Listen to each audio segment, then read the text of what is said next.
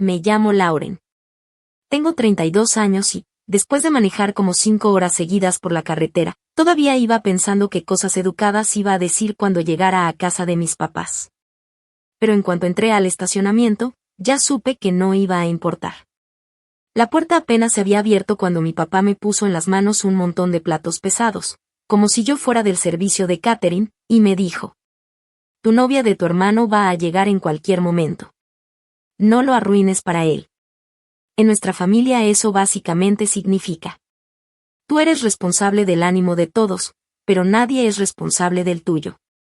Ni siquiera me había quitado el abrigo todavía. El coche seguía caliente afuera por el viaje cuando él señaló el comedor y dijo que lo reacomodara todo porque esta noche tiene que verse perfecto. Y se fue, como si estuviera esperando a mi hermano mayor para una presentación importante, no una cena familiar. Yo no dije nada, como siempre hago en esa casa. Llevé los platos a la mesa, empecé a cambiar los platos normales por los buenos que nunca usan cuando solo estoy yo, y traté de no pensar en cómo mis papás ven mi carrera como si fuera un pasatiempo. Mientras cancelan todo por los logros de mi hermano. Cuando mi mamá gritó desde el pasillo que la pareja estrella ya había llegado, yo ya tenía las manos ocupadas con un tazón para servir, mi abrigo seguía en una silla. Y mi papel en la noche ya estaba decidido sin que nadie me preguntara. La puerta principal se abrió, la gente empezó a aplaudir como si fuera sorpresa.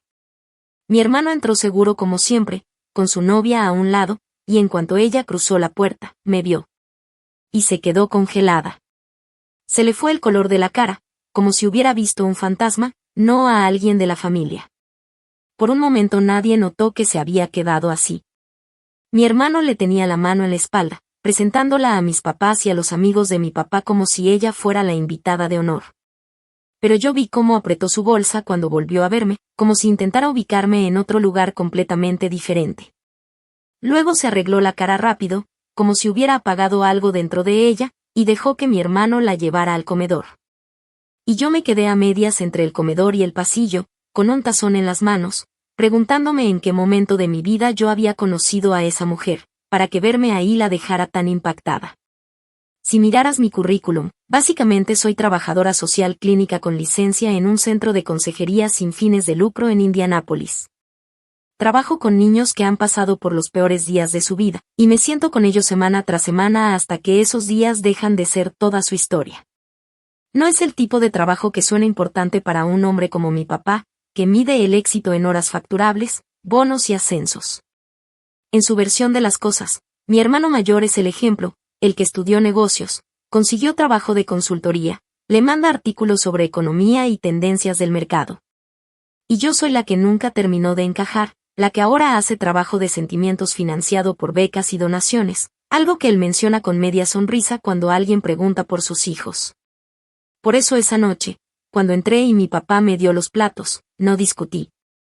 Ese guión lo venimos repitiendo desde que yo alcanzaba a llegar a la barra de la cocina, yo haciendo que todo se vea bien en silencio, para que él pueda estar orgulloso del hijo que sí cuenta.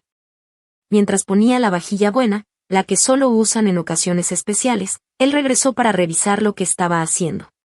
Me dijo que cambiara las servilletas por las de lino, que pusiera copas de vino en cada lugar porque la novia de Daniel trabaja en un despacho de abogados y queremos que esto se sienta elegante.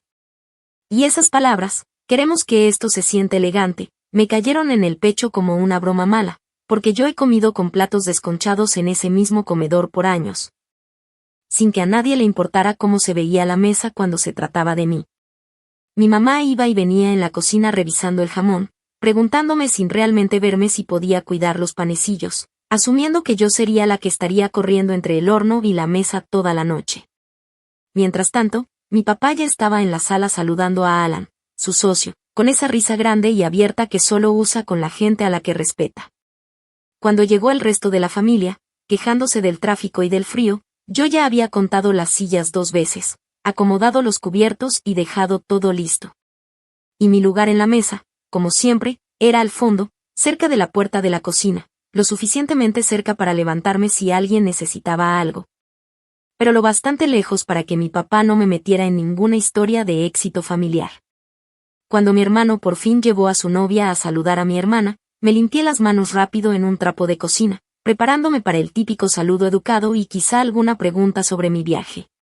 Pero en cuanto ella estuvo lo suficientemente cerca para verme bien, noté que algo le cambió la cara.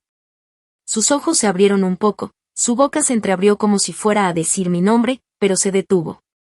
Porque nadie en esa sala sabía que nosotros ya habíamos tenido conversaciones completamente distintas meses atrás. Lauren, dijo mi hermano con una sonrisa. Ella es mi novia.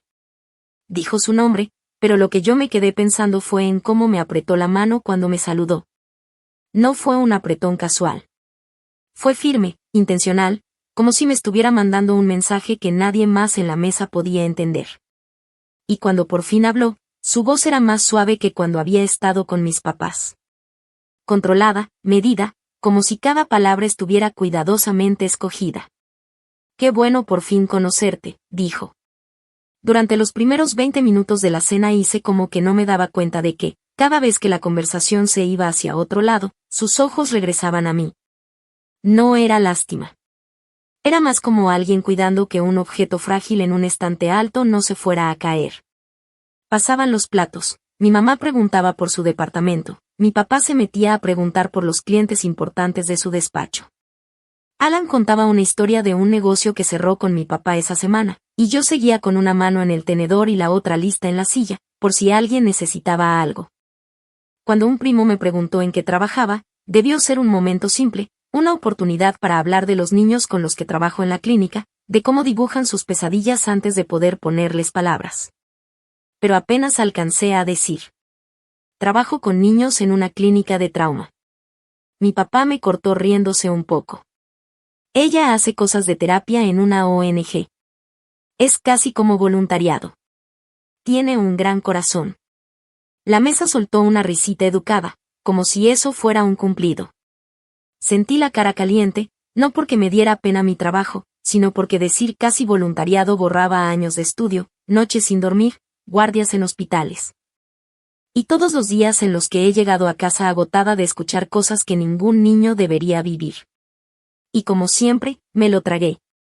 Bajé la mirada a mi plato y decidí otra vez que pelear con el frente a todos solo me haría ver dramática.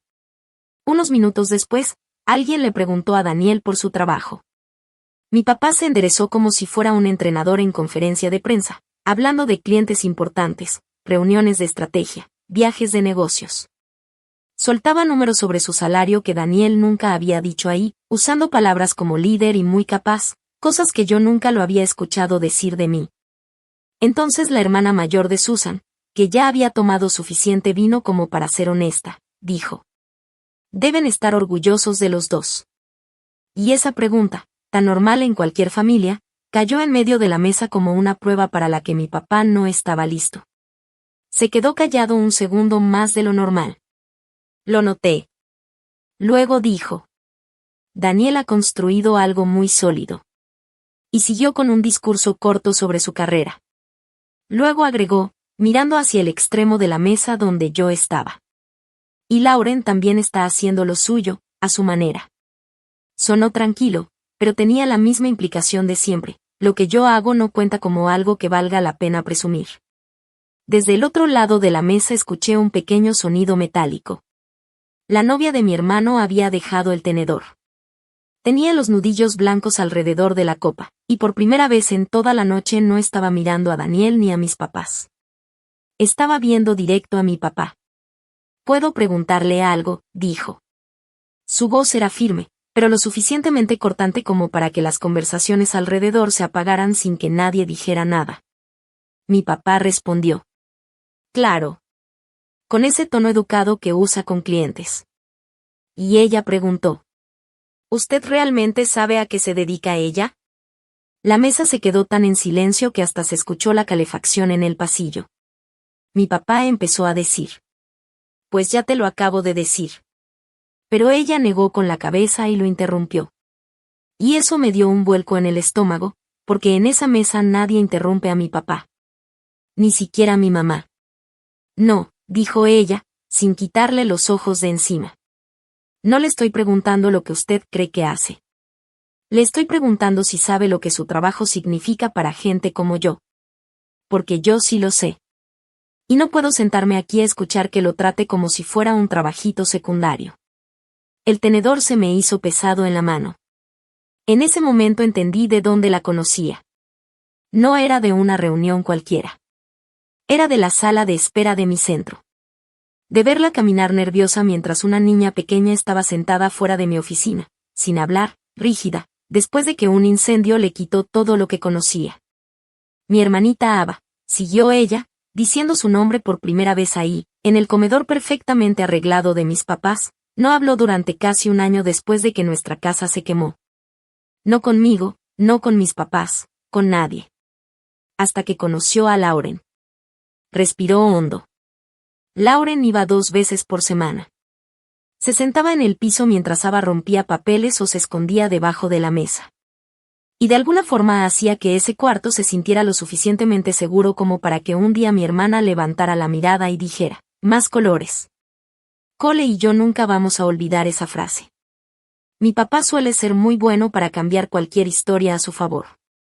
Convierte problemas en carácter, pérdidas en estrategia, errores en lecciones. Pero mientras ella hablaba de mí, de cómo yo llevaba cajas de títeres y tarjetas, de cómo le decía a Ava que no tenía que hablar hasta que estuviera lista, vi algo en la cara de mi papá que nunca había visto. No tenía nada que decir. Y la novia de mi hermano terminó diciendo. La primera vez que Ava volvió a decir mi nombre, fue por Lauren. Sus ojos estaban brillosos, pero no dejaban de mirar a mi papá. Yo ni siquiera era la que estaba en esa habitación. Era Lauren. Después de eso, ella me mandó un mensaje y yo me quedé sentada en el estacionamiento llorando. Porque la voz de mi hermana no se había ido. Solo estaba esperando a alguien lo suficientemente paciente como para sentarse con ella en la oscuridad sin hacerlo sobre sí mismo. Y luego ella soltó el aire, como si hubiera estado guardando todo eso por meses. Entonces cuando tú dices que es como trabajo de voluntariado, me estás diciendo que lo que regresó a mi hermana con nosotros no es un trabajo real. Mi mamá se quedó viendo el centro de mesa, como si fijarse lo suficiente en la calabaza de cerámica y las hojas falsas pudiera llevarla a otro lugar. Alan miraba entre mi papá y yo con una expresión que tampoco le había visto antes, una mezcla de incomodidad y curiosidad. Y la cara de Daniel se quedó seria, con la mirada brincando de Courtney a mí y a los platos que yo había sacado, como si alguien hubiera quitado una cortina que él no sabía que estaba ahí. Mi papá por fin se aclaró la garganta y dijo. Bueno, claro que importa. No quise decir. Pero hasta su voz sonaba más débil. Y cuando intentó reírse y decir. Ella es buena con los niños, solo que no tuvo la misma ambición profesional que Daniel. Esas palabras dejaron claro exactamente lo pequeño que él estaba dispuesto a hacerme ver frente a gente que ahora ya sabía más.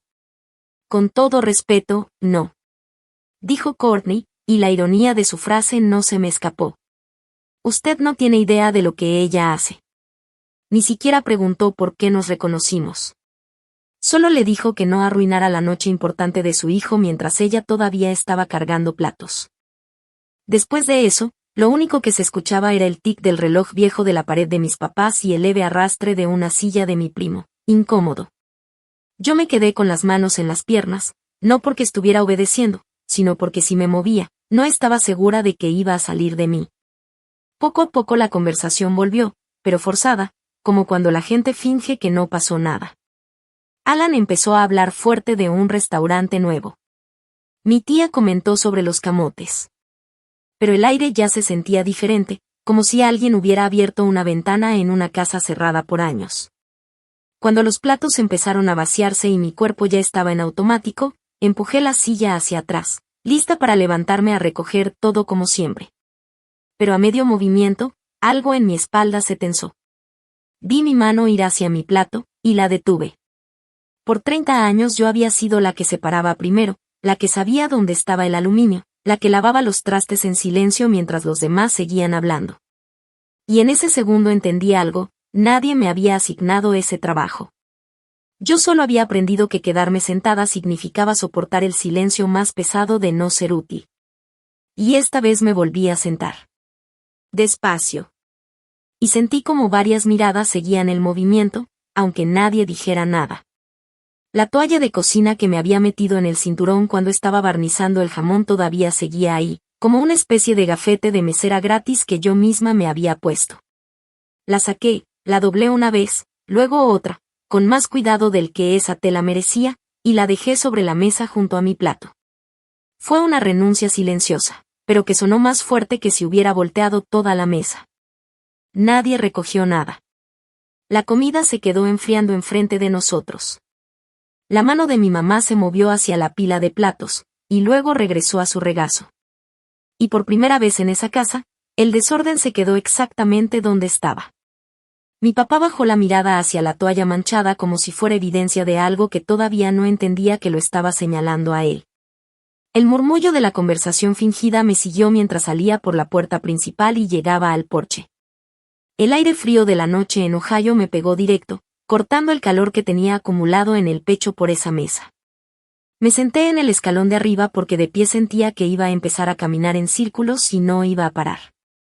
Entrecrucé los dedos tan fuerte que me dolían los nudillos. Desde adentro se escuchaban los gabinetes de la cocina abriéndose. Alguien por fin empezando a lavar los platos. Y ese sonido se sentía tan raro que por un segundo ni lo reconocí, como si mi mamá estuviera moviéndose sin que yo fuera su sombra. La puerta se abrió apenas un poco, luego más. Y la novia de mi hermano salió, abrazándose a sí misma, pero no como alguien con frío, sino como alguien tratando de contener todo lo que acababa de explotar dentro de ella. Se sentó a mi lado sin preguntar si había espacio, cosa que agradecí más que cualquier explicación. Por un momento solo escuchamos el ruido lejano de un coche pasando en la calle de al lado. Creo que no debía hacer eso adentro, dijo al fin, viendo el patio oscuro. Sé que no es mi familia. Yo negué con la cabeza de inmediato, porque si algo había quedado claro era que por primera vez alguien le había dicho a mi papá, de frente, que la versión que él tenía de mí estaba incompleta. Si no lo hubieras dicho tú, yo nunca lo habría dicho. Le contesté. Me sorprendió lo honesta que soné. Yo hubiera llegado a casa y me habría convencido otra vez de que estaba exagerando. Entonces me contó lo de la noche del incendio, como si estuviera sacando los recuerdos del lodo. Como no sirvieron las alarmas de humo, como lograron salir, pero Ava volvió distinta, en silencio, mirando el piso durante meses. Y como, cuando por fin encontraron nuestro centro gracias a una trabajadora social del hospital, sus papás ya estaban desesperados, dispuestos a intentar cualquier cosa. Tú fuiste la única que no la presionó, dijo, volteándome a ver de frente. Todos los demás le hacían preguntas que todavía no podía contestar, pero tú solo te sentabas con ella y la dejabas dibujar la misma casa una y otra vez, hasta que un día empezó a agregar personas. A nosotros. Y luego empezó a susurrar palabras como árbol y puerta, mientras tú se las ibas nombrando. Escuchar a alguien más describir mi trabajo así se sentía casi irreal, como si no pudiera ser de mí de quien hablaba. Porque en la casa de mis papás yo había terminado creyendo algo muy claro, si lo que yo hacía importara de verdad, ellos lo habrían visto. Y si no lo veían, entonces no era importante. Todavía duerme con ese zorro de peluche que le diste, dijo Courtney, y yo tuve que tragar saliva. Le dice su zorro valiente. Y cuando tiene miedo, se imagina que eres tú sentada en la sillita junto a su cama, diciéndole que no tiene que hablar hasta que esté lista. Yo miraba la calle tranquila, pensando en cuántas noches salía del trabajo cargando el dolor de otras personas pegado a mí, y luego llegaba aquí y me daban una espátula como si eso fuera lo único que contaba. Y ahí se me vino una pregunta que siempre había evitado. ¿Qué pasaría con mi vida si dejara de intentar ganarme el respeto básico en una casa que ya decidió que no lo merezco? La puerta se abrió otra vez, y ahora era mi hermano. Venía con los hombros menos derechos que cuando entró. Esa seguridad fácil de él ya no estaba igual. Se quedó parado un segundo, luego se sentó enfrente de mí, dejando un espacio incómodo, como si no supiera bien dónde ponerse conmigo después de tantos años de yo acomodarme alrededor de él. No sabía lo de Ava, dijo en voz baja. Yo respondí sin voltearlo a ver. Nunca preguntaste. No había enojo en mi voz, solo un hecho. Lo vi apretar la mandíbula mientras lo procesaba. Intentó decir. Ya sabes cómo es papá. Como si eso explicara todo.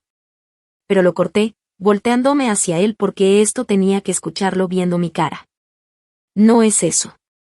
Es que tú has estado sentado frente a mí durante años y nunca me preguntas nada más que si sigo en la ONG o si estoy saliendo con alguien. Como si mi vida fuera un detalle chiquito en la historia principal de ustedes. No se apresuró a defenderse. Eso fue nuevo. Solo bajó la mirada y dijo.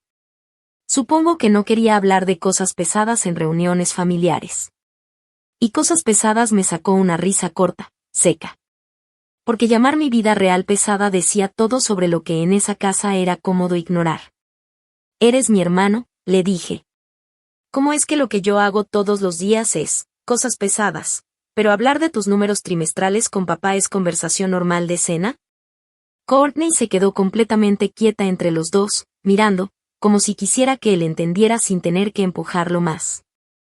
Y yo sabía que para mi hermano era la primera vez que alguien le pedía ver el agua en la que ha estado nadando toda su vida. Finalmente dijo. Perdón. Simple. Sin adornos. Pero antes de que eso pudiera sentirse como un gran cambio, la luz del porche parpadeó cuando mi mamá la encendió desde adentro. Era la señal de siempre.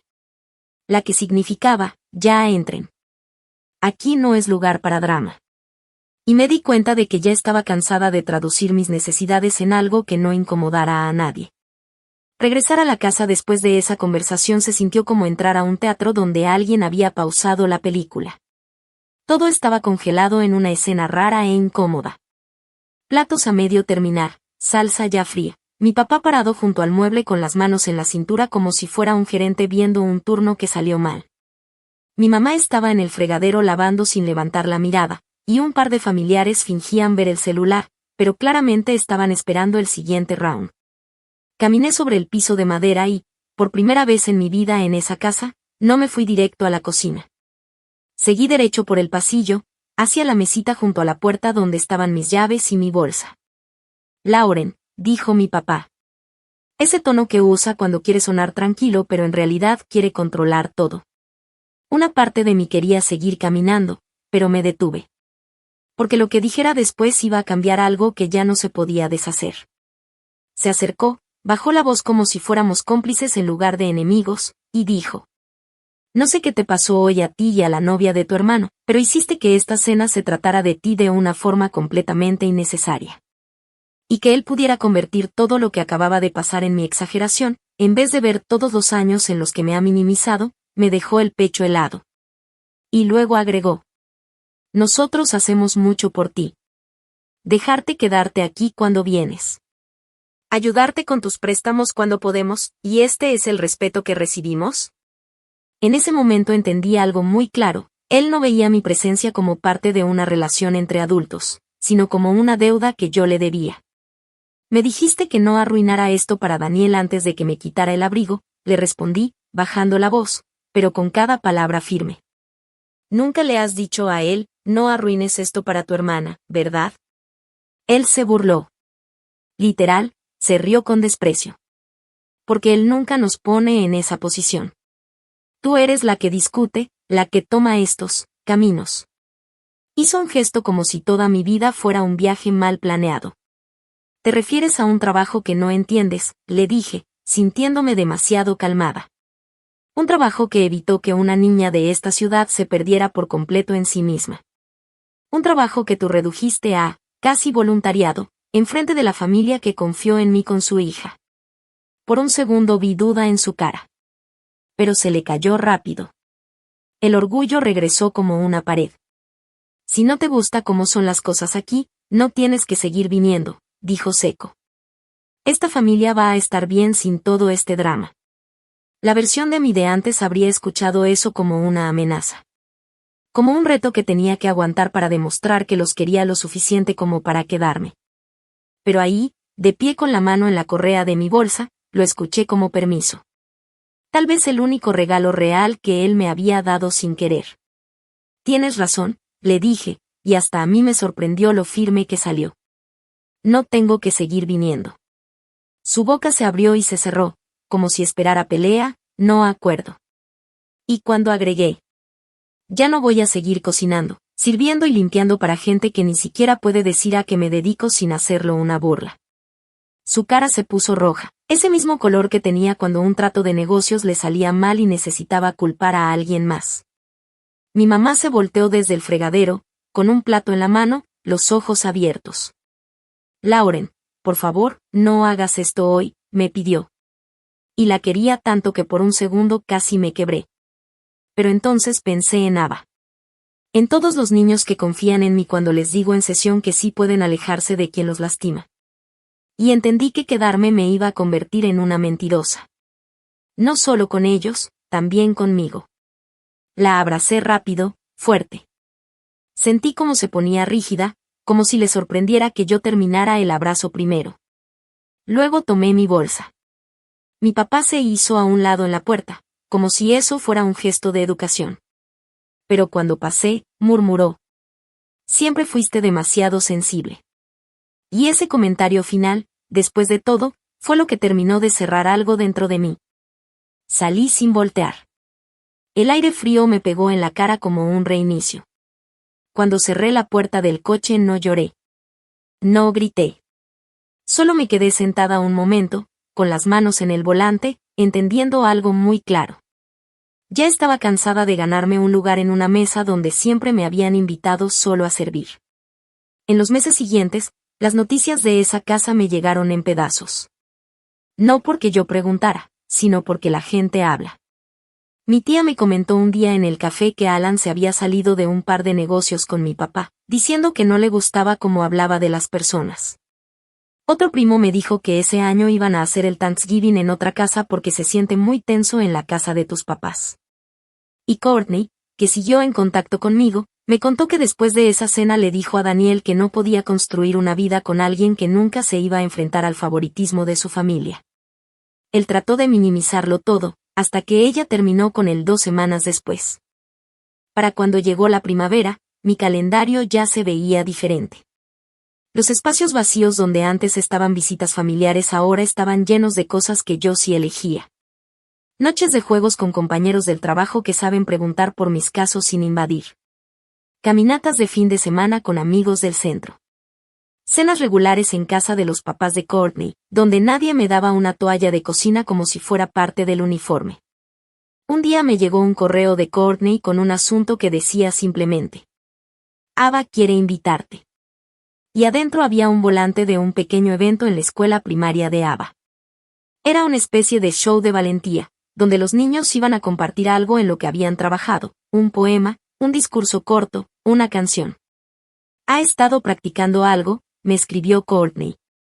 Le gustaría mucho que estuvieras ahí, pero solo si tú quieres. Querer estar presente para gente que también estuvo presente para mí se sentía muy diferente a la obligación que siempre pesaba en cada visita a la casa de mis papás. Así que dije que sí sin pensarlo mucho. Ajusté mi horario y, una semana después, estaba entrando a una cafetería escolar muy iluminada, con filas de sillas plegables y murales de papel en las paredes. Ahí nadie se preocupaba de que yo hubiera manejado desde otro estado. Nadie esperaba que cargara nada más que a mí misma. Y cuando vi a Courtney guardándome un lugar al frente con una sonrisa que decía aquí perteneces, sentí que algo en el pecho se me aflojaba por primera vez en años. Los niños pasaban uno por uno, algunos leyendo tarjetas, otros hablando bajito al micrófono, tanto que los maestros tenían que acercarse para escucharlos. Entonces dijeron el nombre de Ava. Se me cortó la respiración. No porque estuviera nerviosa por ella, sino porque sabía todo lo que había avanzado desde aquellas sesiones en silencio, con papel rasgado y crayones. Subió los 3 escalones del pequeño escenario apretando un zorro de peluche en la mano. Miró a la sala llena de papás, hermanos y maestros, y por un segundo vi en su cara ese mismo congelamiento que vi en su hermana la primera vez que entró a la casa de mis papás. Esa forma de apagarse cuando hay demasiada atención encima. Entonces me vio. Ahí, en la tercera fila. Sus hombros bajaron apenas un poco. Como si verme le recordara todas esas tardes de miércoles donde la única persona que la veía dibujar era yo. Se acercó al micrófono. Hola, dijo. Una sola palabra, clara y firme. Y la sala aplaudió suavemente solo por eso. Pero ella levantó la mano libre, esperó, y siguió. Me llamo Ava, y hace un tiempo dejé de hablar porque tenía mucho miedo, Pero luego conocí a alguien que se sentaba conmigo aunque yo no dijera nada. Y ahora puedo decir que me siento lo suficientemente valiente para leer esto. Desdobló una hoja. Su voz tembló solo en la primera línea del poema que había escrito sobre fuego, agua y lugares seguros. Y cuando terminó, hizo algo que me rompió por completo. Se bajó del escenario, corrió directo hacia donde yo estaba sentada, me abrazó del cuello y me susurró al oído. Gracias, Lauren. Nadie en esa cafetería sabía que mi papá alguna vez había dicho que mi trabajo era casi voluntariado. Nadie me estaba comparando con un hermano más exitoso. Solo veían a una niña usando su voz, y a la adulta que ella había elegido para agradecer. Y en ese momento, la forma en que yo medía mi propio valor, cambió para siempre. Más tarde, con platos de cartón y pastel en la mesa de la cocina de los papás de Courtney, su mamá me preguntó de mi trabajo de una forma que se notaba que sí quería entender. Su papá bromeó diciendo que si personas como yo cobraran lo que realmente vale su trabajo, familias como la de ellos no podrían pagarlo. Y la única vez que alguien mencionó a mis papás fue cuando Courtney dijo en voz baja: Perdón, que ellos no te vean como nosotros te vemos. Y ahí entendí algo. No era tristeza por ellos como personas que podrían haber cambiado. Era más bien el duelo por la versión de ellos que pudo haber sido distinta. Pero los reales, los que siempre eligieron su comodidad antes que mi dignidad, ya estaban viviendo las consecuencias normales de eso. Cada vez menos amigos, porque Alan había movido sus negocios a otro lado. Mesas en las fiestas con más sillas vacías que llenas. Un hijo encerrado en su cuarto de infancia, enojado, inquieto, preguntándose por qué el mundo no se doblaba a su favor como siempre lo había hecho su familia. Yo seguía escuchando cosas sueltas. Que mi mamá empezaba a publicar cosas en Facebook sobre extrañar a su hija. Que mi papá se quejaba con cualquiera que lo escuchara de que los jóvenes de hoy no valoran nada. Pero yo ya no respondía a mensajes ambiguos ni audios llenos de culpa. Porque por fin entendí algo importante. Amar a alguien no significa darle un asiento en primera fila para que te siga lastimando. En mis sesiones, cuando adolescentes me hablaban de papás que minimizaban sus sueños o hermanos que se quedaban con todo el aire de la habitación, dejé de suavizar lo que decía sobre límites. Podía mirarlos a los ojos y decirles: tienes derecho a construir una vida donde no seas solo el personaje de fondo. Y no lo decía solo en teoría. Porque sí, mucha gente te va a decir, pero es tu familia. Como si esa frase borrara años de no ser visto. Pero ahora yo les devolvería otra pregunta. ¿De qué sirven los lazos de sangre si son lo único que te mantiene en un lugar donde te vas haciendo cada vez más pequeño? Las personas que realmente ven tu valor quizá no compartan tu apellido. Pueden ser niños de 8 años abrazando un peluche en un escenario de escuela, o amigos que te guardan una silla en una sala llena. Pero son esas mesas las que sí vale la pena seguir poniendo. Porque son las únicas donde te dicen: siéntate y come con nosotros. Y si estás viendo esto y te acuerdas de esas cenas donde tú eras el que servía mientras los demás actuaban como familia, quiero preguntarte algo. ¿Quién en tu vida sí te ha visto de verdad? ¿Y qué pasaría si los eliges a ellos, en lugar de los que todavía te piden que sigas trayendo más platos?